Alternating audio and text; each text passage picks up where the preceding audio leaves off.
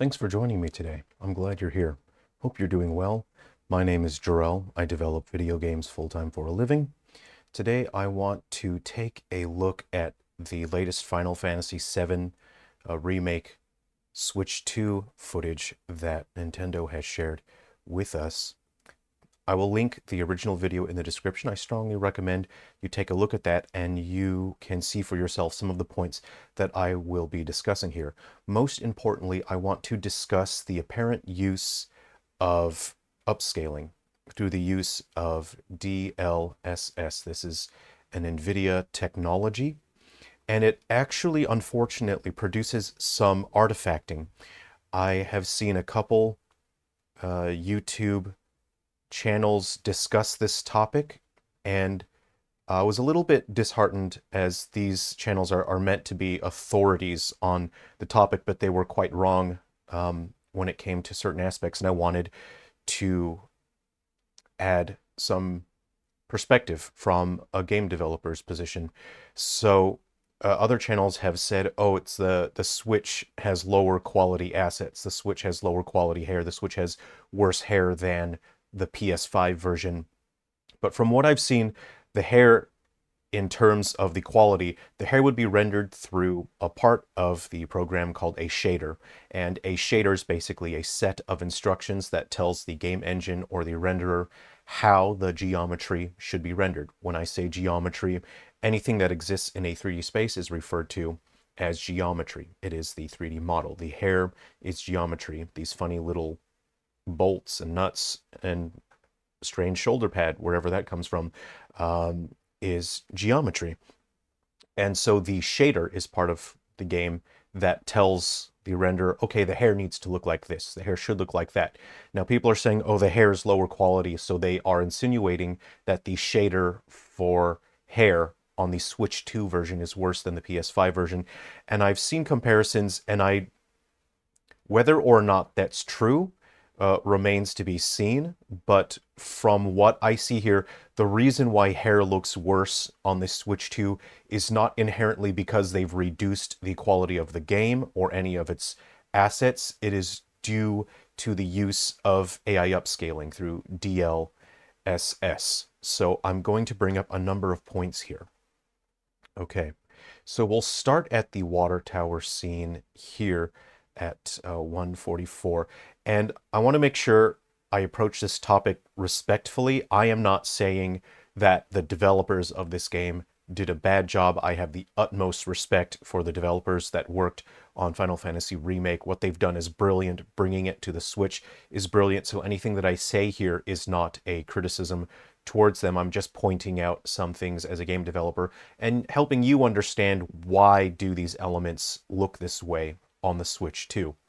Something to note here is the use of depth of field. Depth of field is a photographic technique that makes objects in one area of a scene look like they are out of focus, while other objects are in focus. In this situation, we see that Cloud is out of focus and Tifa is in focus. Now, on the original Switch, this photographic technique, depth of field, is very difficult for the console to handle. It results in significant reduction of the frame rate. We see this in games like The Legend of Zelda Age of Calamity. That game uses depth of field and it causes the frame rate, which already is struggling, it causes it to be significantly lower when it is using depth of field. And this is a situation where we see that the Switch 2 handles it just fine. So that is something that the Switch 2 has a massive improvement. It's not struggling. On the Switch 2, you can mitigate, or on the original Switch, you can mitigate that issue by having the depth of field render at a lower resolution. You can have that effect actually be lower than the rest of whatever the game is being rendered, but it results in lower quality and it looks a little bit blocky, but it is a trade-off for slightly better performance. In this situation, I see that the depth of field is at very high resolution. This tells us that the Switch 2, regardless of whatever the specs are, the technology that's built into the Switch is very good at handling this. We'll see multiple light sources showing on Tifa, and there's just something I want to point out here. For a brief moment, as Tifa walks here, you'll see a strange, odd flickering of shadow on the water tower here. Let's just have a look at that. You'll see a flicker of a shadow that comes out of place. Just there. I thought that was odd, and this isn't, obviously, I'm not complaining or nitpicking. As a game developer, you have to find things like this. Game engines are not absolutely perfect. Sometimes they do very odd things that are just out of our control. We could spend weeks or months trying to fix a weird quirk like that, and sometimes you can't find a fix for it. You just have to work around it and try to avoid that instance from happening. Again, you'll see that flickering of the shadow here. And I just find things like that interesting and odd. And again, this isn't a nitpick or a complaint. I'm not saying the game is worse. I just find things like that interesting, both as a gamer, but as a developer, I kind of wonder, okay, now why the heck did that happen? There's nothing that should have caused that to happen. But I just find that fun and interesting to find things like that. So we do also see multiple light sources on Tifa, which I think is kind of interesting. So obviously to achieve these kind of effects, because this environment doesn't exist in real space, whoever is framing this scene has to make the characters look interesting. So you have this sort of moonlight coming from this direction, but you also have this rim light here that helps the character stand out a bit. And that's going to cast a shadow there. The moonlight is going to cast a shadow in that direction. That's quite softer. All of this is just so interesting. I've worked for years in photography, particularly in studios where you have to frame lighting in a very specific way in order to get subjects to really pop and stand out from the background here. So something I want to point out here is we see Cloud's hair uses a high amount of physics simulation. It's not real physics. Real physics does not exist in video games. It is simply calculating and presenting something in a way that makes it look like it's reacting to movement and collision with other objects in what we would say a realistic way. And we see a lot of that. That's actually quite costly. Every game has a rendering budget. There's a rendering budget, and then there's a processing budget. This is something that can cause your frame rate to drop, but it seems like the Switch 2, particularly in this case, handles it really well. We also see that in Cyberpunk, so I would like to discuss Cyberpunk in the future. Now, something, again, I want to point out is the hair. We are up close to the hair, and it is not low resolution. Again, other YouTube channels have said, oh, the Switch 2 version has lower resolution hair, it's worse quality. We can see here the hair is high resolution. We are quite close. And then there is that physics simulation. You see the hair bouncing around. Helps it look organic and alive. So we then will now look at 158. Again, the hair is high resolution, but we actually do start seeing a little bit of artifacting here. And this is a result of the DLSS upscaling.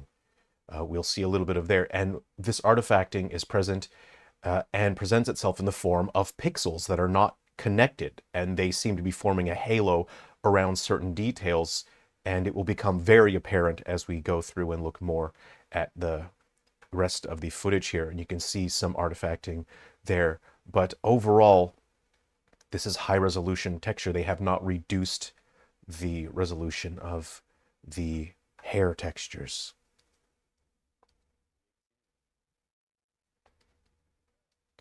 And this is where the artifacting now becomes most apparent. You'll see this mess of pixels here. And if we were to just look at this, they are not connected to each other. This is artifacting. And this is not the result of lower quality textures or lower resolution. You'll see we have motion blur. So we have processes that occur. We have rendering the scene. Then we render depth of field, volumetric lighting, motion blur. We see all of that stuff has occurred. All of those processes have to be done in a very specific order. We now have the motion blur. Everything should be soft and blurry here, but we have these harsh pixels that are sticking out, which to me tells me this is not actually part of the post-processing stack or the order in which we apply visual effects. This should have been blurred by the motion blur as Cloud is turning his head, but it is not. It is harsh, sharp pixels. So this is occurring outside of whatever the game is in control of. And I will explain that more in full as we step through the rest of the video. It's going to become significantly more apparent. You'll see it a little bit here. But there's something interesting here, and I'll point it out as we go along. is as the character has appeared on screen for a longer amount of time, and as they move less, you see that the artifacting has actually disappeared, and then now it just looks sharp, crisp, the way that it's supposed to look without the pixel artifacting. And that is because the DLSS has more time to calculate, and it has time to determine, okay, the scene should look like this. But the more the character moves, the more that you see the artifacting. Let's go ahead and skip forward a little bit now. And this is the cool scene here. I don't want to retread any information that I've covered previously, so I will put a link to my previous video discussing Final Fantasy VII on the Switch 2, or Final Fantasy VII Remake. But I just think this is really cool here. We see true volumetric lighting. Volumetric lighting is a rendering technique that basically allows us to simulate a sense of depth in the game's environment. It causes the frame rate to drop because it has a high rendering cost. And again, if you'd like to learn more about that, I'll put some links in the description and at the end of the video as well. But you can see as Cloud sort of gets in the way of the light, you see that he casts, it's not a shadow, it's actually simulating a sense of darkening the air behind him. If there is dust, moisture in the air, any fog, that is being occluded so it appears darker. This is volumetric lighting, which again causes the frame rate to drop. It has a high rendering cost. This is something that the original Switch really struggled with. But the fact that we see this on Switch 2 at high resolution, because you can render the volumetric lighting and the volumetric fog, you can render that at a lower resolution to make it easier on the frame rate. This is very high resolution. You can tell because you are able to define occluding the light source and having this darker areas of light shafts. Even the Buster Sword is casting that a little bit. This just looks so cool, so fantastic, and I really like that. This tells us that the Switch 2 is very good at doing this. It's newer technology. It is able to perform this kind of calculation in an optimized manner. This is a strong console. And let's go ahead and have a look here, and you'll see a few things here that will point out that, again, the hair is high resolution. We have subsurface scattering. Subsurface scattering, I explained it in a previous video, and I'll briefly explain it here, is simulating the effect of light entering an object, the light bouncing around the mass of the object and bouncing out the other side. It makes it look like his arm is slightly translucent, which it is. If you were to hold a flashlight up to your hand, you would see light coming through the other end. Something I want to point out here as a photographer that's just so fascinating is whoever framed this scene, I would believe has a strong understanding, probably some experience with photography. They have lit Cloud here from behind with a colder temperature of light. It's sort of this greenish blue, and a warmer temperature here, which is more prominent, that comes more from the side here. And it really helps Cloud really stand out, look dynamic in this scene, as you have a cold light here as a rim light, and then you have something of a side, a light here. And then you have somewhat of a more neutral, softer light that is lighting him from the front here. And so there isn't a clashing of colors. And it is a great visual introduction to the character. It shows off how great the game is going to look. So this is very impressive, really fantastic. So something that we do know is that the game is not going to run with the same kind of high frame rates as the PS5. The PS5 is powerful. That's strong hardware. It's meant to brute force games and just be extremely powerful, but it's not portable. The Switch 2 has to be portable, so there are going to be concessions. So this is sort of a scene, I'll let it play out, that lets us know, okay, maybe it's not going to be as smooth as PS5. If you were to compare this footage to PS5, you'll see the PS5 runs at, a significantly higher frame rate. But this is still doable. This is not unplayable. I would say this is an acceptable a concession that it's still going to provide a great, smooth gameplay experience for players. And at that point, there reaches a point where, do you really need more frames for the game to be even better? We'll now move ahead to 3 15, and I'm going to pause a number of times here, and you will see significant artifacting here, and you will see that the artifacting through the pixels of the hair are most apparent during high movement. If the camera and the character are moving at a high speed, if the character is moving a lot, the camera is moving very quickly, especially when the camera is distant from the character is when it is most apparent. You will see that it becomes more obvious. And to me, it's quite distracting. So we'll pause at 3:15 here. And you'll see there are moments where the artifacting, just there, as the camera pulls away from cloud, here's not so bad, but you see artifacting there and there. It's quite harsh and pixelated, and I'll bring that in just a bit so we can see it a bit more.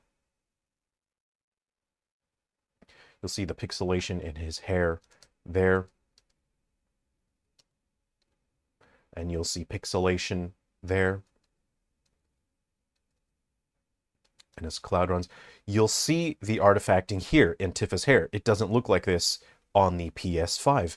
It's quite harsh, but if you just give it a moment, because the camera angle had suddenly changed, it's suddenly looking at Tifa, the DLSS has to figure out how the hair is supposed to look, and now if we just let this play for a moment, it'll smoothen out a bit. And there's evidence of this in other scenes that are a bit better than that. So here's where it is worse. You see it's very harsh, but then it only takes about a second for it to smoothen out. And you can see a couple frames later, it actually looks better. So again, if we can just pause at the right time here, that's where it's worse. Right when the camera angle changes,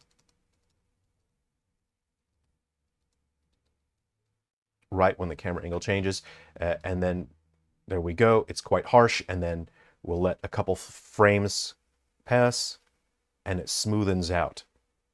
So the longer the character is on the screen, the less artifacting we see apparent. Okay. And this is fascinating with Sephiroth. I find this very interesting here. So there's strong pixelation, artifacting there. And the hair here, this tells us that shadows are being rendered in extremely high resolution because we can see harsh pixels being cast through his hair there in the shadow. I find that very interesting. And I would like to understand this a bit more as to what is causing that. And this is where it's most apparent. You can see artifacting here in the sword, this area here. You see the pixelation in the hair. I just want to understand. I would like to see the textures up close because the textures have transparent values in them. But why does it end up looking like that? I think that's very interesting. And of course, this isn't, I'm not nitpicking.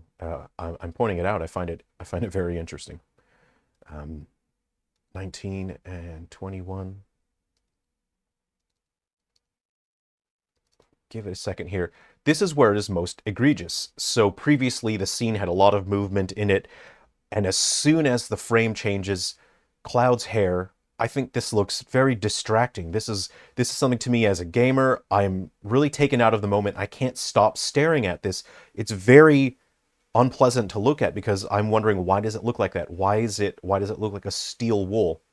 And again, it has nothing to do with the quality of the game. They have not reduced the quality of the game. It is the AI upscaling, trying to figure out how it's supposed to make the hair look. If we let a couple frames pass, it moved a little. This is why I said the faster the character moves, the faster the camera moves, the worse it is. But you can see after a couple frames, it is tough to get there. After a couple frames, it appears smoother, and we see less artifacting, and then the motion blur, which is part of the post-processing stack, becomes more apparent, and the only harshness we see is right down there. Okay, let's go ahead and move on through.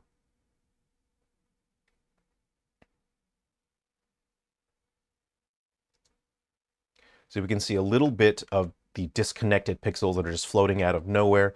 That's, again, evidence of the artifacting, and if we go ahead and move through that, see there's not really that visible because the camera angle has changed, and it shows us no, the hair is not lower resolution, the hair is still high resolution, but there's some imperfections and jaggedness here. Let's go ahead and let a frame or two pass, and you can see that that jaggedness has disappeared, and the hair looks crisp and smooth and clean, and there are no artifacts or distortions. And this proves to us this is the result. When the hair looks bad in this Switch 2 version, it's because of the AI upscaling. It's just trying to figure out how it's supposed to make the hair look, because again, everything looks the way that it is supposed to here. This is a scene where Tifa doesn't really move that fast, so it's not really such a problem. It's not highly visible. You can see it just a little bit here, but a moment later, as soon as the camera angle changes, I want you to take a look at this. So we'll step through this. Again, this is where it is the worst, and there's going to be significant issues with the Buster Sword. You'll see after images of the Buster Sword in Cloud's hair as the upscaling tries to figure out what to do. So Cloud's hair looks like steel wool. We'll let a frame or two pass, and there you see after images of the Buster Sword, the hair does start smoothening out a little bit, and then after a couple frames pass, it looks fine. This is okay, you know, this is how it should look. We'll go ahead and let that play again, and you can see the after images of the Buster Sword there. And again, see if we can get it at just the right time here. And there you can see after images of the Buster Sword just there.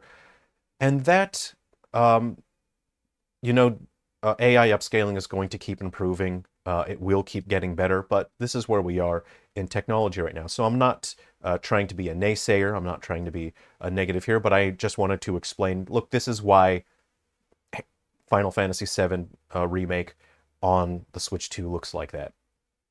Lastly, we have just a couple final things here. We'll go ahead and move to the Chocobo. So we have the Chocobo here, a bunch of pretty little sparkles. The Chocobo lands, and on his back is a creature called a Mog, and we see the particle effects. I got you. Were you about to start writing an angry comment where you said, that's not called a Mog, it's called a Moogle? Did I get you? Yeah, I know they're called Moogles. I thought I'd just poke you a little bit.